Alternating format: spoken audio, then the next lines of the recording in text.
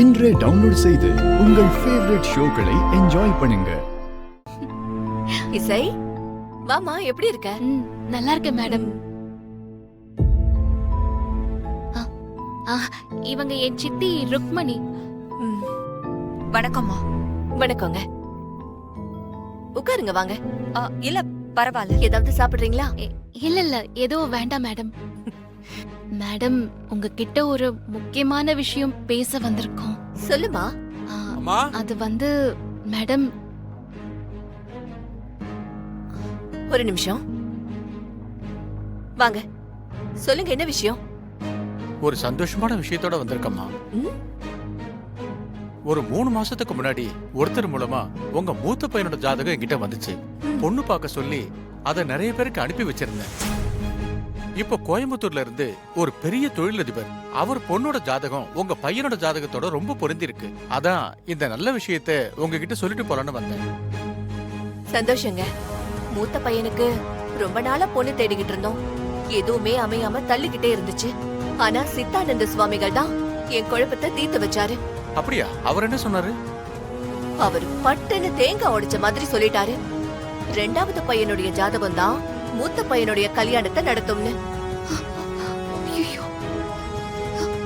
அவர் சொன்ன மாதிரி சின்னவன் ஜாதகத்தை பார்க்க ஆரம்பிச்சோம். தானா மூத்தவனுக்கும் அமைஞ்சிருச்சு.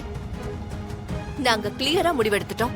அதாவது அக்கா தங்கச்சி ஜாதகமா 2 பேருடைய ஜாதகமும் ஒண்ணு அமைஞ்சா மட்டும்தான் கல்யாணத்தை பத்தி பேசணும்னு டிசைட் பண்ணிட்டோம்.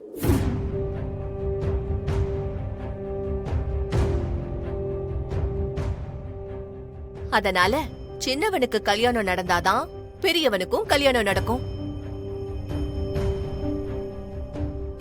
சரிங்கம்மா, நீங்க சொல்ற மாதிரி ஜாதகம் அமைஞ்சா நான் கொண்டு வந்து தரேம்மா.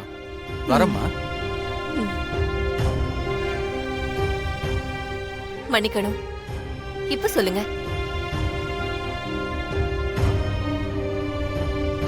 என்னம்மா இசை, ஏதோ சொல்லணும் தானே வந்தீங்க? ஒண்ணு இல்லங்க. 2 பொண்ணுங்களும் மாப்பிளைய பாக்கணும்னு சொன்னாங்க, பாத்துட்டாங்க. அதான் ஜாதகம் எப்ப பாக்க போறீங்கன்னு கேட்டுட்டு போலான்னு வந்தோம். நாளைக்கு எங்க குடும்ப ஜோசியரை பார்க்க போறோம். 2 பேர் ஜாதகத்தையும் பார்த்துட்டு அப்புறமா உங்களுக்கு சொல்றோம். தப்பா நினைச்சுக்காதீங்க.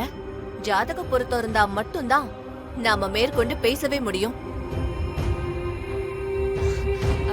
பரவாயில்லங்க, அதான் முன்னாடியே தரகர் சொல்லிட்டாரு. இதுல தப்பா நினைக்க என்ன இருக்கு? நீங்க ஜாதகம் பார்த்துட்டு சொல்லுங்க, நாங்க அப்புறம் பாக்குறோம். போலாம் இசை, நாங்க போயிட்டு வரோம். இசை வரோம்.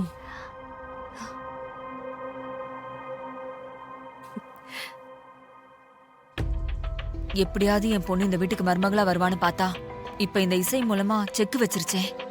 நான் இப்ப என்ன பண்றது? ஒண்ணுமே புரியலையே.